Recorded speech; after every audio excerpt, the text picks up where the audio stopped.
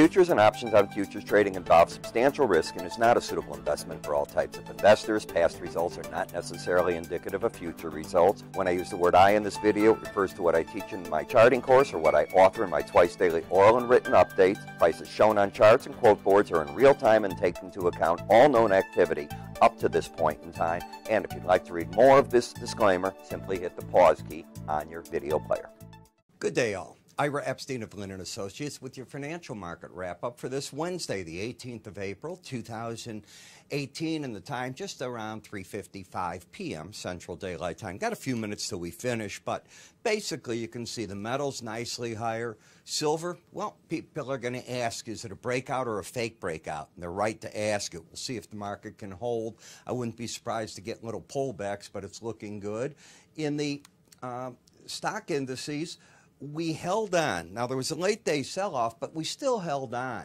The problem is, as you'll see in a minute, we're approaching resistance areas off the Bollinger Bands, and that's always problematic for markets that have worked their way up to them rather than they just start somewhere and they get a piece of news and run.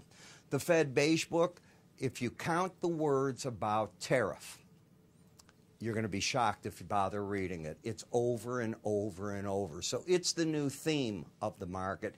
People are concerned in the many districts that make up the Fed Beige Book about the impact of that. They're already seeing the impact of tariffs on aluminum and steel, and that's a pretty common theme also in some of the manufacturing areas. They'll be talking sooner or later about the energy markets, and what is going on there is you had the API and EIA numbers come out, both showing big declines. Now you've got the problem of April 20th. There's going to be the next OPEC and non-OPEC ministers getting together, putting out their recommendations. So you have to assume the hawks are going to try to take control. And what happens with Iran if the U.S. breaks the treaty or says it's not going to stay in the treaty and then put sanctions on Iran.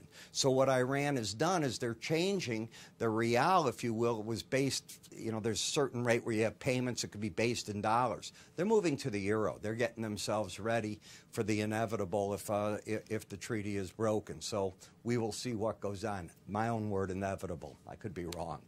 As you take a look in grains, a little backing and filling, and I'll tell you, this is a market that surprised me. This market just totally collapsed today. They knocked the bonds, a lot of the shorts out yesterday. Today they just nosedived this market as, again, they're playing with the curve in the market. They flattened it dramatically yesterday. Now they're taking it back out a little bit. So we look at the S&P. You can see on a weekly area chart, you're back up to a resistance area, 2715, the 18-week moving average. It's not uncommon when you're over it to fall back and fight battles, when you're under it to rally back up to it to fight a battle. When we take a look at the chart, you can see how the market has just pushed its way up, but each range is starting to get a little narrower, and I'm wondering if that isn't the tell-all that the market's starting to encounter resistance and running out of that upside momentum. We'll take a look right now to get an idea. You're 2 days in a row over the 100-day average of closes. What I often teach is that the first challenges of a 100-day average, if you take a look, getting under it, you fought your way back over it, does that. Now, here you got under it and you stayed under it for quite a while. Will we get a flip-flop of that? Don't know. What I can tell you is the trend is up. You're over that resistance, so where might the next resistance be? Get to it in a minute. Where support is, I can argue, the 18-day average of closes. The Bollinger Band is what I call the resistance. So the combination of 2710 and 2713, which is well, let's call it first the 2713, the Bollinger Band. 2704 is the 100-day average, and the market's trading right here, 2709.75. So you're right at that point of resistance. Again, I thought yesterday some of the pros were taking money off the table. Haven't changed my opinion on that at all. When we come to slow stochastics, the reason I'm saying that is you're overbought. This market is not yet attempting to embed. When a market gets down to a lower or upper Bollinger Band, it's just overbought or oversold, not embedding. I'm always nervous that the market is running out of its momentum. And by the way, always, most of the time. Is that a fair enough word? When I take a look at the NASDAQ, you've got the pattern, higher lows, higher highs. You see that, and you've got there. Again, you're at that upper Bollinger Band with a momentum that is overbought. In the Dow, up to the 100-day average and that. Whether I'm right or wrong that the market runs out of steam here, you can't get away from the fact that the market stalled at all those important numbers. And again, I still think the pros are taking money off the table here. Same in the Russell, overbought. Embed. Now, what do I mean by embedding? Embedding's when you get the red and the blue line staying over 80 in this example, or all of these stock indices, and going sideways for several days or more. That's embedding. But when the numbers just get up over 70, and they can even both get to the 80, they have to do this for a few days, and we're not there in the Russell. When we get to the VIX, same thing. If you look at how many days under 20, it's the flip-flop. So here's the numbers. This is today. Yesterday, both numbers under 20, not the day before. Therefore, because I don't think you embed that often, I will be surprised if we don't try the upside in the VIX, the downside in stock indices. That's not a trend trade. That's all I'm saying is I think the people that are short the VIX here or have puts on, I think they're going to take some of those off. That's all. No more than that. Here is a market that my jaw's dropping and looking at it. The market yesterday, I think, just got up high enough to knock out the shorts with a pattern of a lower low and a higher high. Momentum was trying to flatten out, and today you just took everybody to the cleaner, as they call it. You're still not trending, but you are certainly got a down thrust. 144.15 is the next support area. It's a whipsaw. You've hit now the 18-day average of closes 5 days in a row. That's when a market's looking for direction. In the note, still bearish. Oversold, yes. It's sort of like stock indices. Lower highs, lower lows. And this is the first time you've gotten to the Bollinger Band. So I think this is where the support of the market in terms of short covering is coming in. Remember, as long as the trend is down, even though you're oversold, I am not saying the people are buying it. I contend that there's short covering taking place. In the dollar index, how many times do we have to keep saying we're playing back and forth against this 18-day average, especially within the Bollinger Bands as the market's looking for the new direction that it takes? This is the type of pattern that is either going to become a base or a top. The longer you stay here, eventually you move out. Which way? If you think the U.S. economy is going to do good, if you think interest rates are going to go up, and because of interest rates the dollar goes up, that's one thought. Other people have the other thought. You get into a tariff war with the higher interest rates, the U.S. is going to falter. And you're fighting this battle right now in here. In the eurocurrency, it's the flip-flop of the dollar. You've got the higher lows, the higher highs. The market's holding support at the 18-day average of closes. Momentum is still up and not overbought. And if we look at the dollar, the momentum, by the way, is not oversold yet. Doesn't mean you can't get that way, but you're not there.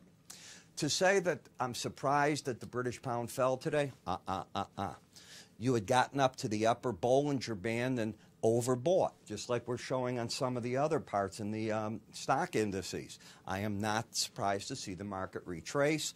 Could it get to the 18-day average? It sure could. If it takes out 141.83, you lose the trend. Momentum's already turned down. In the Japanese yen, this is a market that I thought would actually do better when it lost what we call the embedded reading. This is when you had several days in a row in this under 20 level. Normally when you lose that reading and you get back over 20, the market tries, at least this is what I teach, tries to get back to the 18-day average of closes. This is what you call trying. It's not doing a very good job so far, but we're not over. You certainly are still oversold, well in a downtrend. That is why there's one thing when you have momentum and a trend going and you hit certain numbers. It's one thing to come out of positions, and you'll hear me say, that's where I think the pros are coming out. That does not mean they're reversing course. The trend is still a different way. Bitcoin gained a little bit more. A lot of people are calling this the tax rally because now the taxes that had to be paid, you don't have the selling, according to the theory on Bitcoin that some have, that you're getting that pressure. I don't know. You're overbought. Market seems to be stalled here. If it rallies, I can make an argument for the upper Bollinger Band, but if you break under this low, then I'm going to be arguing you're going back towards that 18-day average of closes. When we look at the crude oil, I don't think this is where these markets closed. I think that because of where we're at in time. You were down closer to this level, but let's assume it's back up to 537. Okay, so let's take a look at the closes. Here's Wednesday. You're up 226 in the Brent. Powerful day. Real powerful day. And again, I have been writing in my newsletter the idea how dangerous it is from my perspective, maybe not yours, but I'm a research person. So I write the commentary, and one of my comments is the danger that could be here if OPEC decides to keep the production cuts going and the U.S. cuts back and goes against Iran, and with Venezuelan oil, basically every quarter, less and less of it because they have no cash. And with the elections coming up there, I just wonder how long that goes on. So supply is in question. Demand, world economies are doing well. You're up 196 in the June, Brent, and you gained back today. Yeah, you can see it, that the Brent was up a little bit more, so you were up 30 cents more than in the WTI, and that makes sense that the spread's there. As you can see here, resistance area, overbought in the gasoline, natural gas hit the upper Bollinger Band and wham, right back down. That's what you often see in markets. That's why Bollinger Bands are so important. I write about them all the time. And if you get my research, probably one of the key parts to it is the morning video, where I lay out so many ideas for traders. I cannot do them on public videos like this. The reason is because I'm saying buy here, sell there, here's a stop, here's what I think exactly, and tell you to do those things. In these videos, I can give you an idea of what I think the pros are doing, and I'm not the pro. I'm talking what I think the pros as a whole are doing, and in the other videos, I am telling you what I would want you to do. Well, how do you get access to the video and my daily updates? Twice a day minimum. I had a special update out this morning around 8 o'clock or just before it, telling people to do certain things. Well, if you haven't tried it, all you need to do is go to our website. You can click on it up here if you're watching me on YouTube. Put everything, it'll take you right to the free offering page. Click from there, the website. You'll see the first, what we call our carousel of free offers, and you'll see all the offers we have. This is what my written research actually looks like. I've already spent the day writing quite a bit of it, so tonight's is going to be on the longer side. Here's how you get access. Go to our website. You'll see it right on the front page. Click up here. If you're watching me on other websites, it might say click here for Ira's free offers underneath. I'm Ira Epstein. You have a good day, and I'll see you tomorrow.